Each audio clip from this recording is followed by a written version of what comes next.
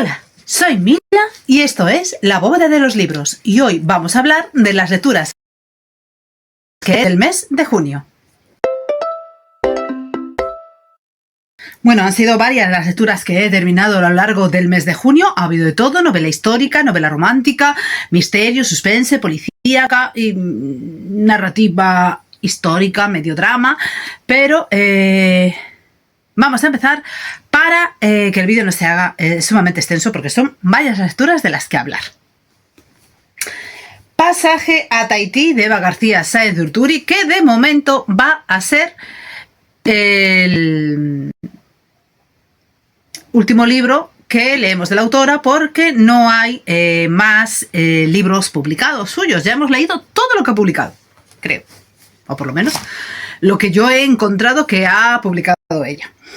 Esta no es una novela policíaca, no hay misterios, bueno, hay un pequeño misterio, pero que prácticamente se puede decir que desde el primer momento se intuye por dónde van a ir los tiros.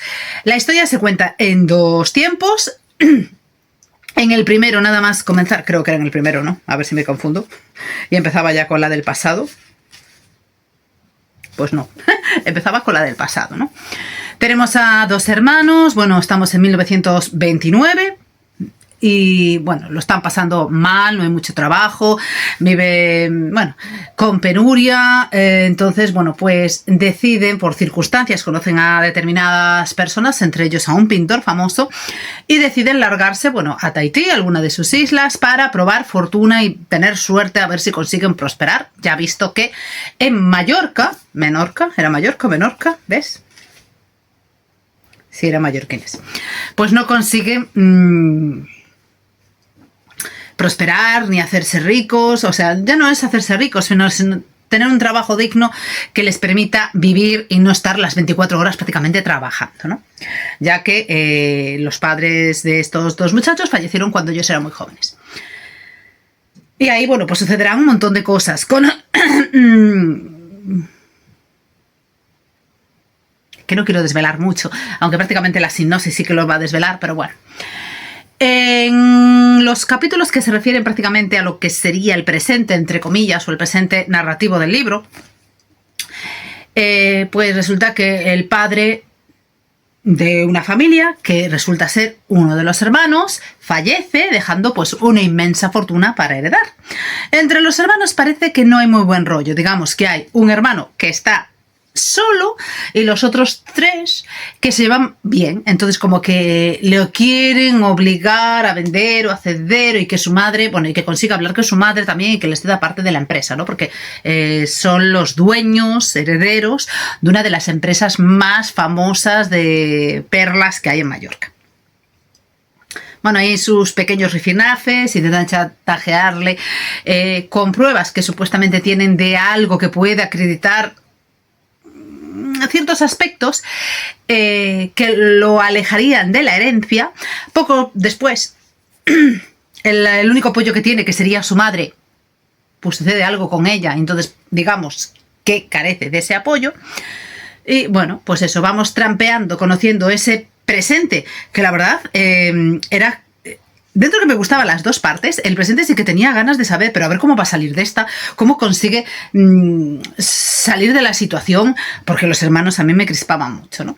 Y mientras en el pasado pues íbamos conociendo las vicisitudes que le iban ocurriendo a estos hermanos, cómo se apoyaban, cómo se enfadaron, cómo se enemistaron, lo que iba sucediendo en Tahití junto con las guerras, enfrentamientos, lucha por las libertades y por las igualdades que había también con los pueblos. Bueno, en sí no es una historia así de misterio y suspense, es una historia bastante diferente a la que nos tiene acostumbrados Eva García Sáenz de Urturi, pero bueno, a mí me ha gustado, porque además la protagonista femenina ha tenido que lidiar con bastantes cosas ella sola, y digamos que es una historia, un drama romántico. Sí, yo la calificaría como un drama romántico con toques históricos de época y que vamos conociendo pues esos sucesos que acaecieron, y muy bien ambientada, digamos. Que quizás Aquitania me gustó, pero no sé, esta igual como tenía ese toque de quiero saber qué pasa, no será más cercano y demás, pues me gustó más. y que ya me estoy enredando. Forjada en la tormenta de David B. Hill, lo terminamos ahora justo en junio. El año pasado se me quedó colgado, pero este año lo pudimos leer, lo pudimos terminar. Y qué decir, que la línea de todas las novelas de David Hill me ha encantado, la he disfrutado, estaba deseando ver en qué manera confluían, porque casi todos sus libros tienen como dos partes, ¿no? Que acaban confluyendo, ¿no? Pues a ver de qué manera confluían esos dos protagonistas masculinos, digamos, y lo que iba a tener que hacer nuestra protagonista, que después del fallecimiento de su padre, debido a las guerras y enfrentamientos entre los señores, que eran los Sugawara, y los otros no sé quiénes eran, ya no me acuerdo, bueno, pues tenía que hacerse ella, digamos, dueña de la herrería, crear armas y demás, pero como era mujer, nadie le quería comprar las armas, entonces, bueno, tuvo que idear estratagemas para poder salir adelante tanto ella como su madre. Al margen, a esta pobre muchacha le habían secuestrado una hermana junto con otras muchachas de allí de la aldea. Y cuando viene uno de los samuráis al que encargaron investigar qué era lo que sucede, bueno, pues ella parte con él para investigar esos sucesos. El problema es cuando van investigando, que bueno, entre sus rifirrafes que primero se desconfían el uno del otro, después se acaban llamando bien, pero bueno, así con... ¿Cómo diría? Tú en tu sitio, yo en el mío. Bueno, se van haciendo después amigos, digamos. Cuando descubren lo que hay detrás y más sucesos que ocurren a medida que vamos avanzando en la historia, por qué desaparecen estas mujeres, quién es el demonio que habita en las montañas, a qué se tienen que enfrentar, pues digamos que es un no parar y que estás ahí con la intriga de ¿podrán con todo esto? Porque la verdad es bastante difícil, porque claro, es que tenéis que leer para que no se haga spoilers. Lo tiene prácticamente todo en contra, solo son dos, este samurái y la muchacha, para hacer frente a todo eso, porque está claro que los de la aldea poco les van a apoyar, a pesar de que han desaparecido, creo que eran 5 chicas de allí. Y sí, mucho quejarse, mucho pedir, queremos que nos devuelvan las chicas, aquí están pasando cosas, pero mover, no mueve nadie la mano, 5 estrellas. No sé qué número de libro es, 1, 2, 3. Es el cuarto libro de la serie de Nora Roberts, sí. De Nora Kelly. Aquí tenemos como... Al principio también, aparece que esta vez me ha gustado ir por historias que parecían que iban separadas y después confluían de alguna manera. Por un lado tenemos la excavación arqueológica para recuperar unos restos que tiene que realizar Nora Kelly junto con su hermano, que se ven envueltos en un lío, de forma de que el hermano pues es acusado de agredir a autoridades policiales del lugar y acaba, bueno, pues unos días en la cárcel, se establece un juicio, bueno, tienen que hacer pues buscar pruebas, la defensa, para tratar de salvar al hermano de ese ayudo, de ese lío en el que se acaban metidos, y Nora le acaba pidiendo también ayuda a Corey Swanson. Por otro lado, al FBI, a Corey, le llega pues el aviso de una situación de unos montañeros. Bueno, eso lo descubrimos después, ¿no? Que ha sucedido de unas personas que aparecieron en una cueva fallecidas, ¿no? Que parece que pueden estar relacionadas con la desaparición de unos nuevos montañeros que sucedió pues hace unos cuantos años. Bueno, pues claro, hay que hacer investigaciones, entonces, bueno, pues se van descubriendo cosas. O sea, cuando llegamos a que se aclare todo el asunto, a mí me dejó un poco alucinada, ¿no? En plan, el motivo y qué fue lo que les llevó a estos montañeros desaparecidos al inicio a intentar marcharse de ahí muertos de miedo, acuchilladas y no sé, prácticamente matándose entre ellos. Bueno, cuando se llega a esclarecer el por qué sucedió eso, contra a qué le tenían tanto miedo, dices tú, pero ¿y esto? Bueno, nuestras dos protagonistas en principio van cada una por su lado, hasta que acaba confluyendo todo, se necesita mutuamente. La verdad es que yo hubo un momento ahí que pensé que la amistad se iba a perder, pero entiendo que aunque la serie se llame Nora Kelly, las dos son protagonistas en sí de la historia, o sea, de esta serie de libros. Entonces, pues, hombre, sabía que en algún momento tendrían que poner, pero la verdad es que desconfiaba bastante. de que esa amistad que tienen entre ellas no sufriera con lo que pasó en una parte del libro. Ahí lo dejo. La sombra de la bruja o Sombra Bruja de Susan Dernard, que es el último libro de la saga de las tierras embrujadas. Ay, ¿qué pasa? Que los dos últimos libros de esta serie, bueno, el otro, que era una especie de paréntesis entre la serie, que es La Bruja de la Vista, que ni fu ni fa, y este se me han hecho como un poco pesados. Digamos que es el colofón final del libro. Prácticamente queda bien cerrado. Hay algunas cosas que desde mi punto de vista quedan así como un poco abiertas y que me gustaría que terminaran de otra manera, pero bueno, pueden pasar, digamos. Como no puedo hablaros mucho porque es una serie y es el final, bueno, pues deciros que como, sinceramente, como punto final puede ser pasable. A mí me gustaría que hubieran tomado otros derroteros. Porque, no sé, igual porque no coincidía con lo que yo quería, con lo que yo deseaba, aunque algunas cosas sí fueron por ahí, y yo creo que deja algunas lagunillas abiertas, no sé si para que haya una especie de continuación, una especie de relatos que puedan culminar lo que le sucede a cada uno de estos personajes. Pero eso de que a mí me dejes así, con algo abierto que pueda dar lugar a, no me acaba así como de convencer. Secretos entre libros, que es el segundo libro de la serie Secretos, Libros y Bollos.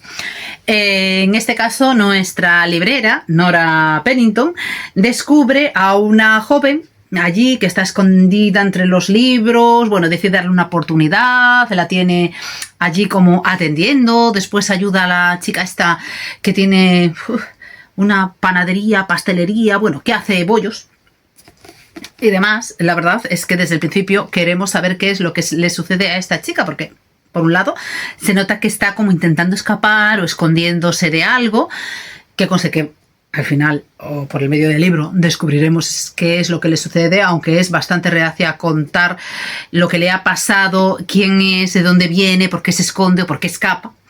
Solo lo descubriremos cuando vayan sucediendo determinadas cosas. Y después, por otro lado, que yo pensaba que ahí va a ser el quid de la cuestión, si no lees la sinopsis, porque yo en las series estas ya paso de leer los sinopsis y vamos a ver lo que vamos a descubrir en el libro. Claro, aquí te viene la otra parte, que yo pensaba que íbamos por ahí. No, hay más partes. Resulta que, como no, estamos en un libro de crímenes, misterios y demás. Bueno, pues aparece un cadáver de una señora que iba mucho por la librería, bueno, que tenía una biblioteca enorme, y que parece ser que esa biblioteca, bueno, pues puede ser bastante jugosilla y que hay gente interesada, bueno, pues en entrar en ella. Algunos han robado libros y los intenta vender algún familiar. Entonces, bueno, pues nuestras chicas deciden investigar qué es lo que ha pasado con esa señora, porque aparentemente ha dejado una nota de suicidio. Ya veremos si es suicidio o hay algo más detrás. Y bueno, aquí van nuestras chicas a inmiscuirse, a intentar ayudar a la policía, entre comillas, a resolver este nuevo crimen que tienen entre manos. Y poco a poco, bueno, pues conoceremos más de la vida de Nora, ya iba a decir que, claro, es que vengo de Nora Kelly, de Nora Pennington, nuestra querida y entrañable librera. Aquel último verano de Susana Herrero, que es el primer libro de la serie de los Cabana. Aquí tenemos como protagonistas a la hermana pequeña de la familia de los Cabana. Bien, empezamos por la Peque. Y su historia de amor con Alex, y no me acuerdo cuál era el apellido de Alex, bueno, que era un nadador excepcional, que competía en los Juegos Olímpicos, que ganó muchos premios mundiales, que prácticamente se enamoró de este muchacho desde que se conocieron cuando era chiquitina, porque él venía de fuera y fue allí a vivir al pueblo. Vivían en el pueblo, en una urbanización donde compartían piscina y demás. Entonces, bueno, pues se conocieron pues de estar siempre allí en la piscina, y ella, bueno, pues ya le hizo tilín desde que era chiquita, ¿no? Entonces también transcurren dos tiempos. Estamos conociendo el presente, en el que ya sabemos que están separados. Ella se fue a Nueva York. ¿Era Nueva York? Boston. ella se fue a Boston por algo que le sucedió a él, intentando escapar de él y demás. Él se sentía dolido porque no sabía por qué se había ido, pero bueno, como pasó el tiempo, no volvió a saber nada más de ella y luego encima tuvo un accidente muy grave del que ella no quiso saber nada, lo dejó abandonado y tirado cuando ya lo había abandonado, pero bueno. Entonces como que está con mucho dolor, con mucho resquemor y vamos, que la odia a muerte, ¿no? Ese es nuestro presente. Pero ella tiene que ir allí porque un hermano suyo se va a casar. Y entonces pues va allí con un amigo. Claro, los encuentros y los desencuentros entre ellos dos se nota que a pesar de ese rencor que siente Alex hacia Priscila y de que Priscila se ha propuesto como hacer una especie de tregua, la tregua como que no llega a coger a ser mucha. A veces la hay, otras veces no la hay, se andan diciendo cosas, se nota que hay mucha tensión romántica y sexual entre ellos, que aún pues hay ese gusanillo, ¿no? Que se han separado de malas maneras, pero que aún se siguen atrayendo. Entonces, esa es nuestra historia presente, que va pululando entre a ver qué acabará sucediendo con ellos, si se acaban divorciando, si se acaban juntando o no. Y por otro, pues estamos en el pasado, de cómo se fueron conociendo, de cómo ella se fue acercando a aquel, cómo se fueron conquistando, cómo se fueron haciendo novios, cómo fueron felices. Pero en ese pasado nunca llegamos a ver exactamente qué es lo que pasó para que ella se largara. Solo lo sabemos cuando ella en el presente nos lo cuenta. Bueno, nos lo cuenta, se lo cuenta a alguien. Y ahí lo dejo. La verdad es que la historia estaba bien. Muchos chapuzones, mucha playa. Entonces, pues para momentos así de mucho calor y mucho fresquito, pues que, digamos, mucho fresquito. De mucho calor, agobio, de altas temperaturas, tanto chapuzón como se dan aquí, la verdad es que viene muy bien. No sé si nos ayudará a refrescarnos, pero por lo menos aligera la lectura, porque es una lectura ligera, agradable, para piscina y playa. Y ojo, porque también hay algún susto con alguna que otra medusa. La muerte visita al dentista de Agatha Christie. En este caso, nuestro protagonista es Poirot y tendrá que resolver el misterio de la muerte de un dentista. Además, su dentista, que lo que me hace gracia nada más empezar el libro es que Hércules Poirot, bueno, pues tiene que ir al dentista y como que no le hace mucha gracia, que le tiene mucho miedo. No sé.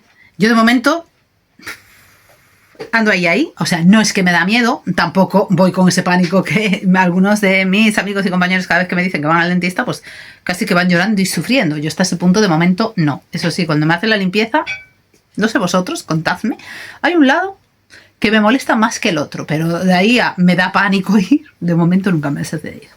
Al margen, volvemos con nuestro dentista. Bueno, pues nuestro dentista fallece y todos los indicios son que pudo haberse suicidado porque después aparece otro cadáver que está relacionado con este dentista. Entonces parece ser que cometió un error y se ha tenido que suicidar o se ha suicidado para no cargar con la vergüenza de ese error.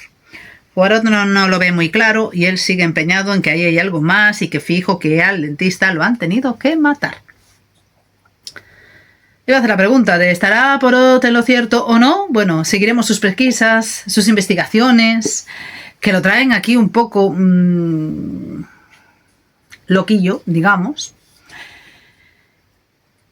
para ver lo que ha pasado. La verdad es que sorprende por un lado cuando terminas el libro y ves toda la resolución y todo lo que ha pasado, si es así o no, que otra vez, por lo menos en mi caso, nos ha pillado con la pierna cambiada, ¿eh? Que no sé, me ha gustado porque sí que le das vueltas y vueltas y podrá ser, y en este caso porque Japp, el inspector Japp, vamos, que esta vez como que se la tiene jurada a Poirot diciendo, pero es que usted quiere ver asesinato siempre en donde la hay, entonces uno de los dos va a tener razón.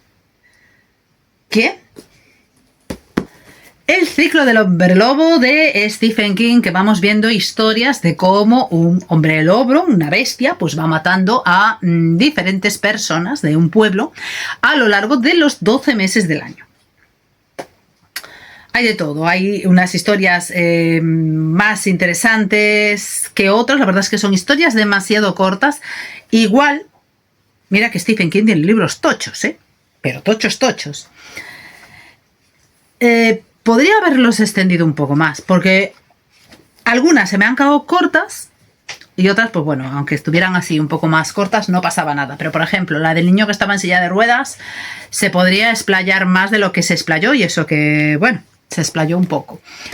La de la pobre señora que se encontraba sola y que se escribía cartas de amor, ella porque no tenía quien se las mandara en San Valentín, que ocurría en febrero, por ejemplo, pues no sé, me gustaría que hubiera pues algo más, ¿no? Eso, cada uno, cada mes, pues atacaba a algunas personas. Que conste que hubo una, no sé si fue la de noviembre o algo así, que hasta me hizo que se lo tenía bien merecido la persona, digamos, porque era mala.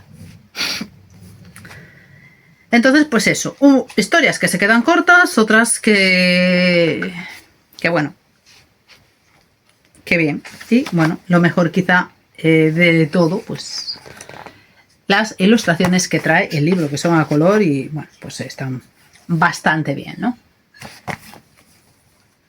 Y nada, pues una historia más, ya os digo, ni fu ni fa.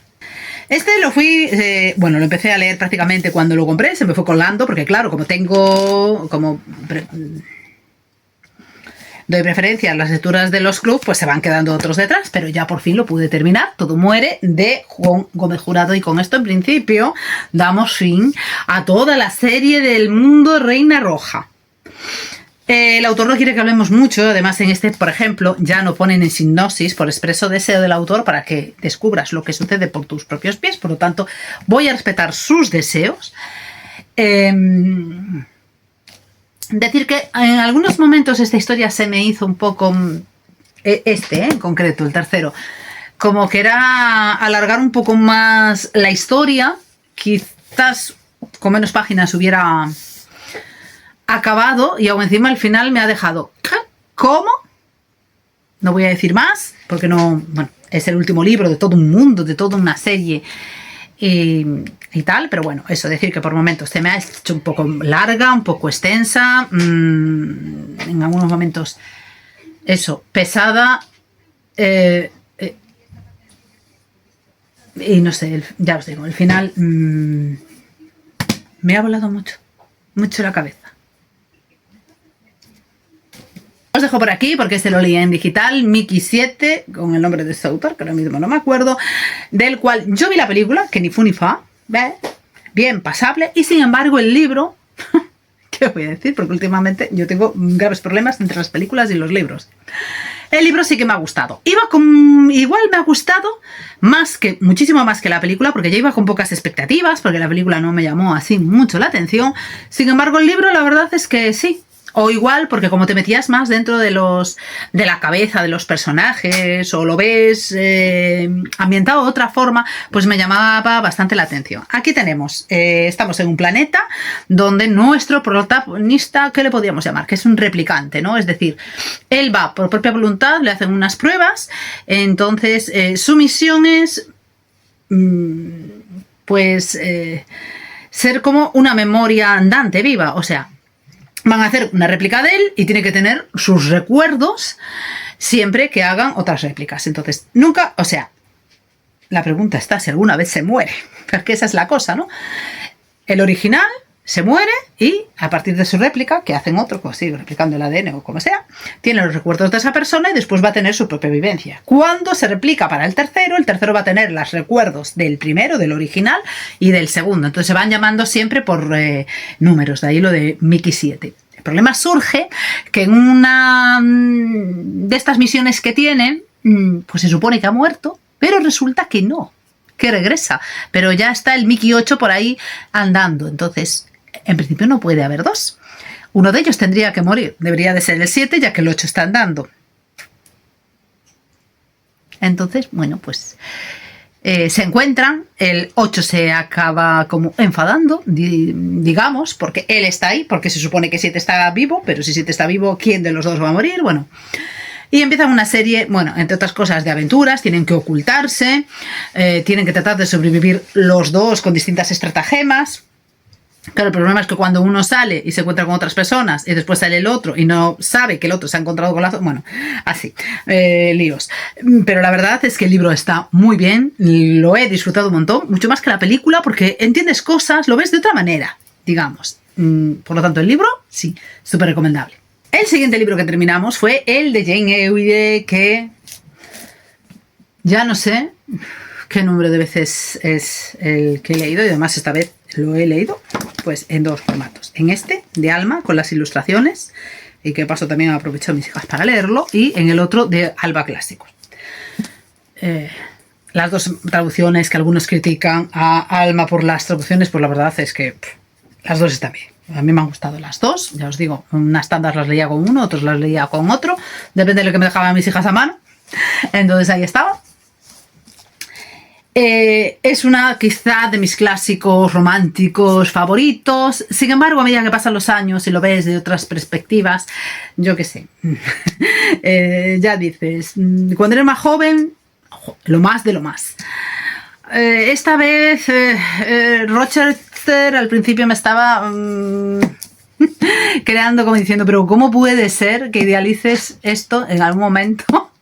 Pero bueno, las vicisitudes por las que pasó Jane Eyre hasta el final, digamos, sobre todo la primera parte cuando estaba con esta familia tan odiosa y después estuvo el internado, la verdad es que era un drama total, lo pasas fatal después cuando ya decides ser institutriz de la pupila de Rochester, que ya se empieza a ver camino en la vida.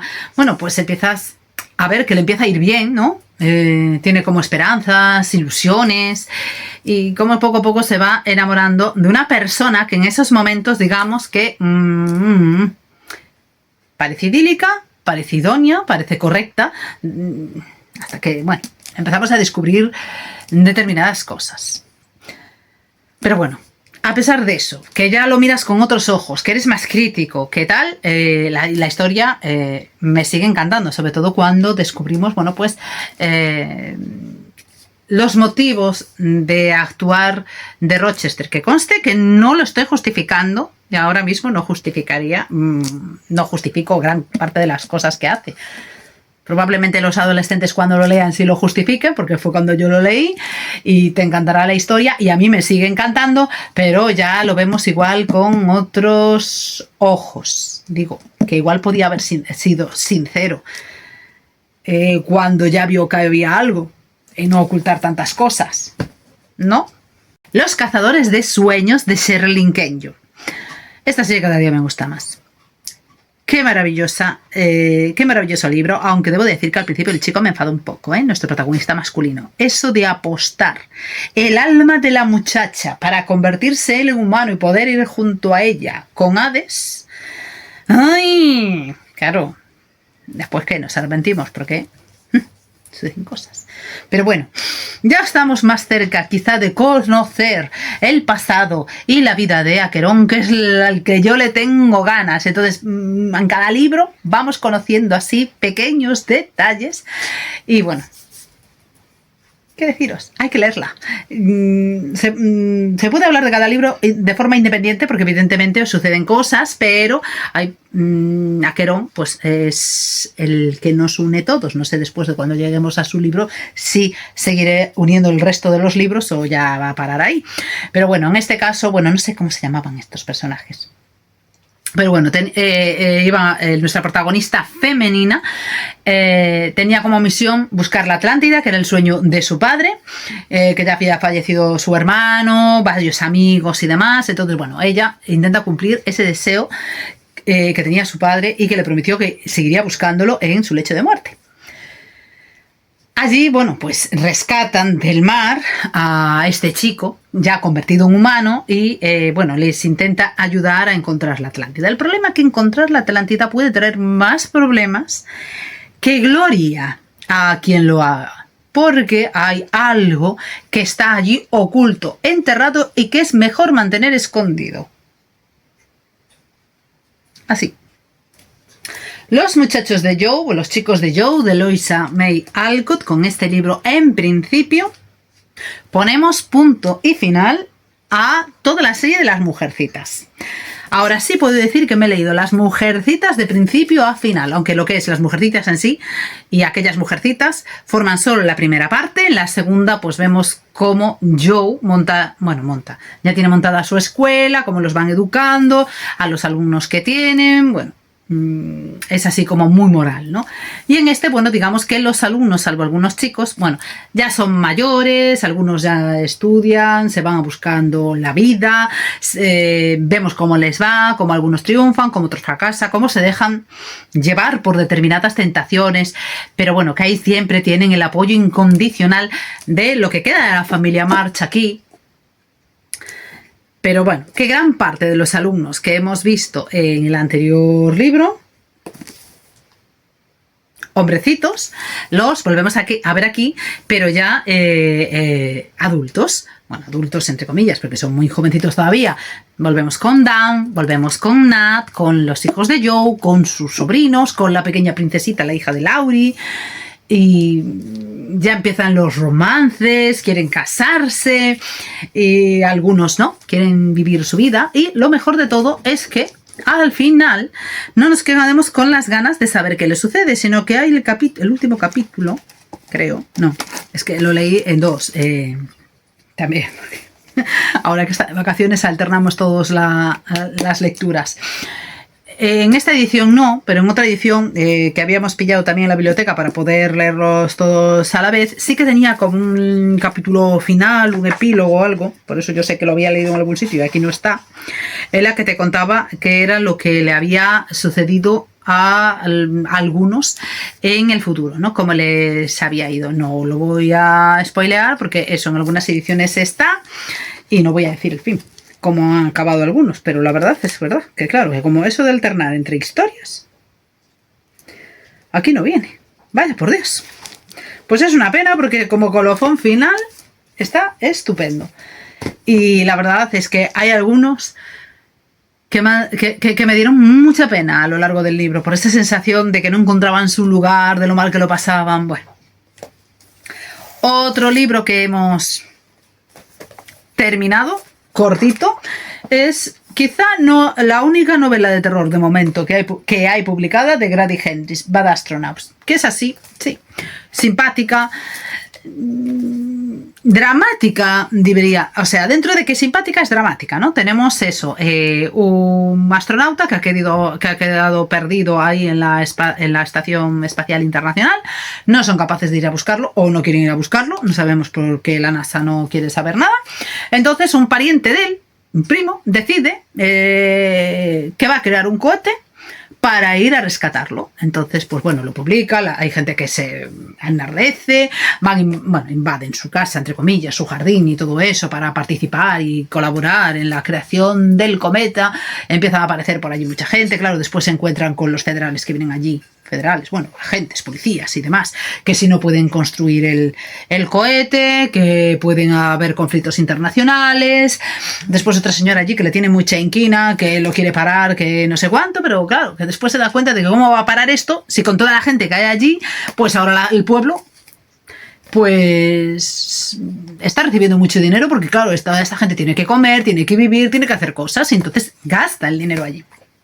Bueno, vemos las diferentes dificultades por las que pasan, cómo organizan para crear ese cohete, los cálculos que hacen, qué tipo de gente les ayuda y el final, bueno, se enfrentarán al gobierno, conseguirá el gobierno pararlos para evitar que ese cohete despegue o no, conseguirán traer de vuelta al astronauta que anda por ahí perdido por la Estación Espacial Internacional. Bueno, pues si queréis averiguarlo, no os quedará más remedio que leer el libro. Este libro además, digo que la novela es muy corta porque empieza, fijaos, os digo que es corta, con una introducción de por qué llegó a publicar este libro, por qué lo creó, porque se publica ahora en papel, pero digamos que es de las primeras novelas que publicó.